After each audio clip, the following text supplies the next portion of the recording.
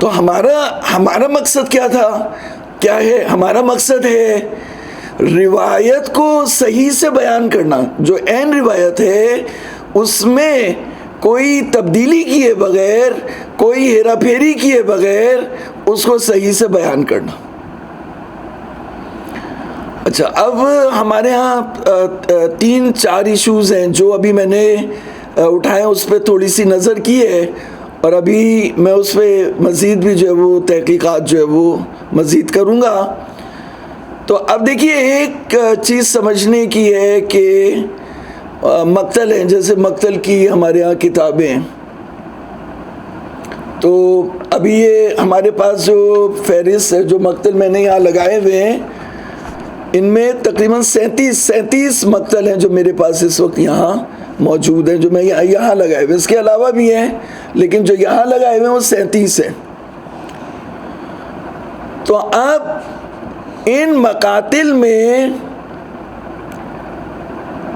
یہ دیکھنا ہوتا ہے، جیسے میں اس کی جو ہے وہ اپنے بچوں کو، دوستوں کو یہ مثال دیتا ہوں کہ جیسے ایک استاد ہے، مرجع تقلید ہے، مجتہد ہے، وہ درس دے رہے ہیں، اب اس کے شاگرد نے بھی کتاب لکھی اور اس نے بھی کتاب لکھی۔ اگر ہم فرض کریں کہ جو شاگرد ہیں انہوں نے بھی مقتل لکھے اور جو استاد ہے اس نے بھی مقتل لکھا، تو میری نظر میں اگر 1000 شاگرد ہیں اس کے اور 1000 نے مقتل لکھے تو اس کا ملا کے ہو گیا 1001۔ تو 1000 مقتل ادھر ہیں اور ادھر ایک ہے، لیکن اس کا ایک مقتل ان 1000 مقتل کے اوپر کیا ہے؟ بھاری ہے۔ کیوں؟ کیونکہ یہ استاد ہے، اس کے پاس زیادہ روایتیں ہیں، یہ زیادہ نظر رکھتا ہے مقتل کی روایتوں کے اوپر۔ تو عزیزان محترم، پہلی چیز دوستو جو ذاکران ہیں، ہمارے ذاکر دوست ہیں جو ذکر اہل بیت کرتے ہیں، علماء ہیں، اور ہماری جو بہنیں ذکر امام حسین کر رہی ہیں اور کرتی ہیں، ان کی خدمت میں پہلی چیز یہ ہے کہ آپ کو یہ سمجھنا ہے کہ ہمارے پاس 3 طرح کے مقتل ہیں، 3 مقتل ہیں۔ پہلے وہ مقتل ہیں جو بزرگوں سے آئے، جیسے شیخ مفید کا مقتل کتاب الارشاد میں، جیسے شیخ مفید نے کوئی بات لکھی، شیخ صدوق جو 1000 سال پہلے تھے، امام زمانہ کی دعا سے پیدا ہوئے، ان کا مقتل۔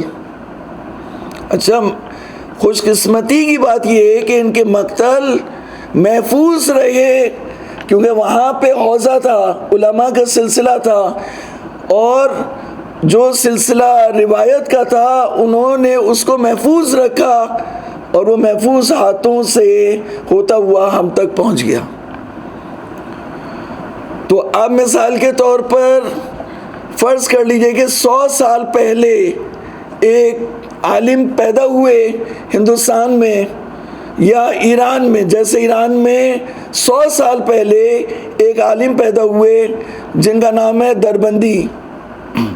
انہوں نے وہ اہل بیت پر بہت گریہ کرتے، بہت زیادہ، وہ ان کے اوپر ابھی میں نے ان کی کتاب منگوائی ہے اسرار الشہادہ، تو ان کا مقتل دربندی بھی ہے اور ان کی جو ہے وہ یہ کتاب اسرار الشہادہ بھی ہے۔ تو اس میں اور بھی چیزیں ان کی دیکھوں گا، لیکن مجھ تک یہ بات پہنچی جس کو میں آپ سے بھی چاہوں گا کہ آپ بھی اس کو جو ہے وہ تحقیق کریں۔ مجھ تک یہ بات پہنچی کہ صاحب الذریعہ آغا بزرگ تہرانی نے بھی جو ان کے اوپر اپنے کمنٹس لکھے، ان پر تنقید کی، اعتراضات کیے، حالانکہ وہ بزرگ تھے لیکن ان کے جو قول ہیں وہ تھوڑے حقیقت سے دور جو قول ہوتے ہیں وہ اختیار کرتے ہو بہت سی چیزوں میں۔ تو اب ہم نے ان کے بارے میں تو ابھی تحقیقات نہیں کی، لیکن یہ اب ہم جو چیزیں اس وقت ڈسکس کرنے چاہ رہے ہیں ان میں سب سے پہلی چیز ہے حضرت فاطمہ صغریٰ۔ اب سوال یہ ہے کہ ہمارے ہندوستان میں، پاکستان میں یہ مشہور روایت پڑھی جاتی ہے کہ امام حسین علیہ السلام حضرت فاطمہ صغریٰ کو چھوڑ کے گئے تھے مدینے میں۔ اچھا آپ دیکھیے اس کو اگر ہمیں تجزیہ کرنا ہے تو اس کے حوالے سے بات کرنے کے لیے اس کو ہم اس کے بھی جو وہ تجزیہ اور تحلیل کریں گے، بتائیں گے کہ یہ بات کب سے ہوئی. لیکن جو بات اب تک سامنے آئی، جو ہم نے مقاتل کو پڑھا، کہ یہ قول کہ امام حسین علیہ السلام بی بی فاطمہ صغرا کو چھوڑ کے گئے تھے، اس کی کوئی روایت نہیں ہے ہمارے سامنے جیسے روایت ہے. ابھی میں آپ کے سامنے مقتل شیخ صدوق سے روایت پڑھوں گا، لیکن ایک بزرگ اس نے یہ نظریہ اختیار کر لیا کہ بی بی فاطمہ صغرا کو چھوڑ کے گئے تھے، اور شیعوں نے یہاں کے یا فرض کر لیا کسی اور جگہ کے بھی اس قول کو انتخاب کر لیا، یہ قول شہرت پیدا کر گیا. تو یہ 100 سال پہلے کی بات ہے نا، 200 سال پہلے کی بات ہے.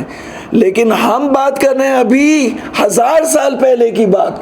اگر ہم شیخ صدوق کی بات کریں گے تو 1000 سال پہلے کی بات ہے. اگر ہم شیخ مفید کی بات کریں گے تو 1000 سال پہلے کی بات ہے. اگر ہم ابن طاووس کی بات کریں گے تو وہ بھی معتبر بات ہے. اگر ہم شیخ عباس قمی کی بات کریں گے جو خاتم المحدثین ہیں تو وہ بھی الگ بات ہے. اگر ہم علامہ مجلسی کی بات کریں گے تو وہ بھی الگ بات ہے. تو یہ بزرگان ہیں. اب میں تحقیق کے حوالے سے، اور اگر آپ تحقیق نہ بھی کریں تو آپ کو یہ سمجھ رکھنی ہے، جب بھی آپ مقتل پڑھیں، مصائب امام حسین علیہ السلام کے مصائب پڑھیں تو وہ حقیقت سے قریب ہوں. تو اس میں آپ کو یہ بات سمجھنی چاہیے کہ آپ بزرگوں کا مقتل پڑھنا ہے، یہ ایک کیٹیگری ہو گئی. دوسری کیٹیگری 100 سال پہلے یا 200 سال پہلے کے کوئی عالم دین ہے، یا اسی دور کے کوئی عالم دین ہیں، وہ ایران کے ہیں یا عراق کے ہیں، ان کا مقتل ہے. وہ مقتل ترجمہ ہو کے آیا. جب وہ مقتل ترجمہ ہو کے آیا تو پہلی بات یہ سمجھنے کی ہے کہ ترجمہ کرنے والے نے یہاں کے معاشرے کے لحاظ سے اس میں تحریفات کی، اپنی مرضی سے تصرفات کیے. ترجمہ یہ نہیں ہوتا. ترجمہ یہ ہوتا ہے کہ جو مؤلف نے لکھا ہے اس کو آپ نے ترجمہ کرنا ہے. اگر آپ اس کو صحیح نہیں سمجھتے تو آپ حاشیے میں لکھیں کہ یہ میری نظر میں صحیح نہیں ہے، لیکن آپ اس میں متن میں کسی طرح کے تصرف کا ایک نقطہ بھی اضافہ کرنے کا آپ حق نہیں رکھتے. تو افسوس کا مقام یہ ہے کہ جو ہمارے لوگ ہیں انہوں نے ترجمہ کرتے وقت حضرت رقیہ کو سکینہ، فاطمہ صغرا کو سکینہ، امام حسین کی تمام بیٹیوں کو جو وہ سکینہ بنا کے پیش کیا اور مقتل کی روایتوں کو الجھا دیا. اس کے نتیجے میں کنفیوژن وجود میں آ گئی. اب میں دربندی صاحب کی بات کر رہا تھا تو میں، اور ہماری پہلی جو بات ہے وہ یہ ہے کہ حضرت فاطمہ صغرا کو امام حسین علیہ السلام چھوڑ کے گئے تھے یا لے کے گئے تھے، اس کے حوالے سے ہم بات کر رہے ہیں. تو دربندی صاحب ان کا یہ کہنا تھا کہ چھوڑ کے گئے. اچھا، دربندی صاحب کا یہ نظریہ ہے کہ امام حسین کے لشکر کی تعداد 1,20,000 تھی، جو یعنی سب سے زیادہ والا قول ہے. جبکہ جو علماء کا جس پہ عمل ہے اور علماء نے جس روایت پہ اعتماد کیا ہے اس کے لحاظ سے امام حسین علیہ السلام کے خلاف جو لشکر لڑنے آیا تھا ابن سعد کا، اس کی تعداد 30,000 تھی. 72 لوگوں سے لڑنے کے لیے 30,000 کا لشکر وہ جمع کر پائے. تو یہ حقیقت سے قریب ہے، اور ہمارے علماء کا بھی اعتماد اسی روایت کے اوپر. ٹھیک ہے نا، ایک بات ہوگی. تو اچھا، اب ہم شروع کرتے ہیں کہ حضرت فاطمہ صغرا کے بارے میں جو ہمارے بزرگ ہیں انہوں نے کیا لکھا یا کیا چیزیں ان کی نقل کی. تو اب میں آپ کو یہ بتانا چاہتا ہوں کہ یہ بات میں نے واضح کر دی آپ کو کہ اگر یہاں کے مثال کے طور پر 100 مقتل میں بھی ایک بات چل رہی ہے تو وہ ایک ہی مقتل کی بات ہے جو ساری جگہ جو ہے وہ روٹیٹ کر رہی ہے. وہ 100 مقتل یا 1000 مقتل نہیں ہے, وہ ایک مقتل کی بات ہے جو 100 لوگوں میں کسی وجہ سے مشہور ہو گئی اور رسوخ کر گئی. تو ہم 5 بزرگوں کی بات کریں گے بڑے, وہ کیا نظریہ رکھتے تھے اور ان کے حوالے سے پہلے آپ کو بتائیں گے. تو پہلے ہیں ہمارے شیخ صدوق صاحب. شیخ صدوق علیہ رحمہ جو امام زمانہ کی دعا سے پیدا ہوئے تھے. شیخ صدوق جو ان کے والد تھے علی ابن بابویہ قمی, انہوں نے امام زمانہ کو خط لکھا تھا. غیبت صغریٰ کا زمانہ تھا کہ میرے اولاد نہیں ہوتی, تو انہوں نے جواب آیا تھا 2 بیٹے ہوں گے, ان میں سے ایک بیٹا شیخ صدوق. تو شیخ صدوق نے مقتل لکھا. مقتل میں وہ لکھتے ہیں تاراجی خیام. ٹاپک کیا ہے؟ خیام جب تاراج ہوئے شام غریبہ میں, تو حضرت فاطمہ بنت الحسین جو فاطمہ صغریٰ ہیں ان کی روایت. اب دیکھیے پھر وہی بات آ جاتی ہے ترجمے کی کہ ترجمہ کرنے والوں نے صحیح ترجمہ نہیں کیا. اچھا, حضرت فاطمہ صغریٰ کربلا میں موجود تھیں اور جب خیام تاراج ہو رہے تھے تبھی موجود تھیں. اب ان کی موجودگی کی روایت ہے, وہ روایت نقل کی ان کے بیٹے عبداللہ محض نے, جن کے بیٹے عبداللہ اشتر, یہ بیٹے یا پوتے عبداللہ اشتر جو عبداللہ شاہ غازی ہیں. تو اس لحاظ سے فاطمہ صغریٰ عبداللہ شاہ غازی کی دادی ہیں.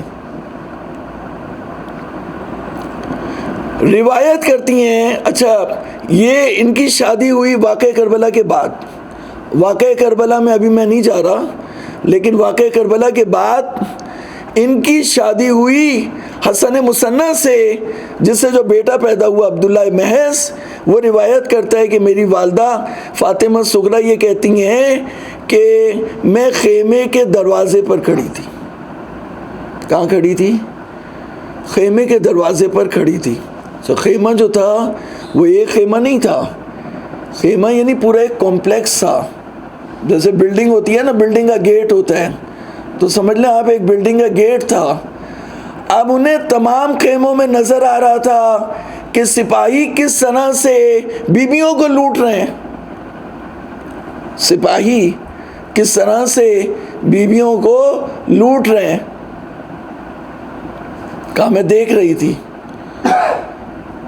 وَكُنْتُ جَارِيَةً صَغِيرَةً, اور میں ایک چھوٹی بچی تھی. یہ ترجمہ کیا ہے. کیا ترجمہ کیا؟ میں ایک چھوٹی بچی تھی. جاریہ کا یہ ترجمہ نہیں ہوتا. عربی زبان میں اگر کہیں طفلہ, تو طفلہ کا ترجمہ ہوتا ہے کہ میں چھوٹی بچی تھی. جاریہ کہتے ہیں عورت کو, نوجوان یعنی جوان عورت کو بولتے ہیں جاریہ. اگر بولیں جاریۃ صغیرہ, اس کا مطلب ہے میں نوجوان تھی. اور ان کے پاؤں میں سونے کے پازیب تھے. تو کہتی ہیں کہ جب وہ سپاہی لوٹ رہے تھے اور میں دیکھ رہی تھی, تو میں نے دیکھا کہ ایک سپاہی متوجہ ہوا میری طرف اور میری طرف بڑھا. تو جب میری طرف بڑھا تو میں بیابان کی طرف بھاگی. جب میں بیابان کی طرف بھاگی تو اس نے نیزے کی انی ماری.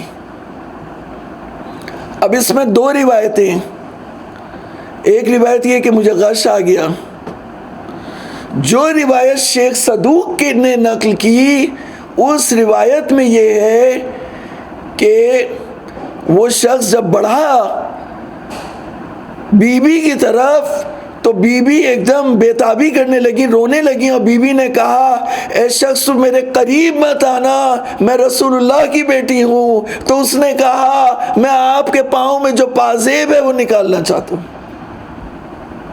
جو آپ کے پاؤں میں پازیب ہے وہ نکالنا چاہتا ہوں. تو آپ نے اس کو اجازت دی, وہ نکالنے لگا.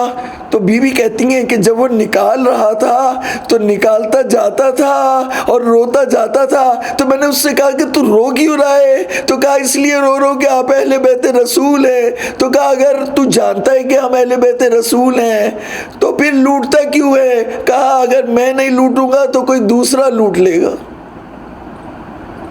اگر میں نہیں لوٹوں گا تو کوئی دوسرا آپ کو لوٹ لے گا.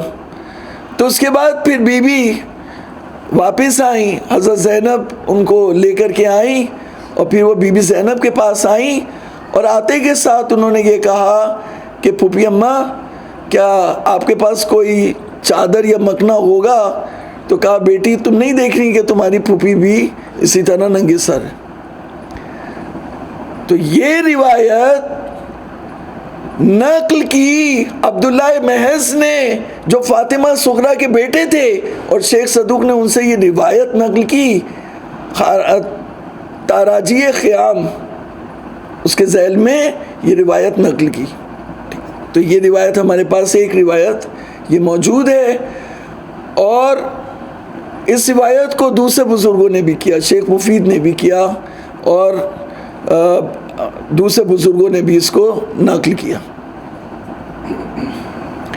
تو یہ ایک چیز ہے, یہ پہلی دلیل ہے فاطمہ صغریٰ کے کربلا میں موجود ہونے پر. دوسری دلیل, جب کوفے پہنچا یہ قافلہ تو جہاں سید سجاد نے خطبہ دیا, بی بی زینب نے خطبہ دیا, ام کلثوم نے خطبہ دیا, وہاں حضرت فاطمہ صغریٰ نے بھی خطبہ دیا. اور سب نے, جتنے بڑے مورخین ہیں, سیرت نگار ہیں, ہمارے بڑے بڑے بزرگ ہیں, ان سب نے فاطمہ صغریٰ کا خطبہ نقل کیا. تو یہ دوسری دلیل ہے کہ فاطمہ صغریٰ کربلا میں موجود تھی. اچھا, اب ایک چیز ہے یہاں پر ضمناً یہ بھی سوال اٹھتا ہے کہ ان کا نام فاطمہ صغریٰ تھا یا ان کا نام فاطمہ کبریٰ تھا.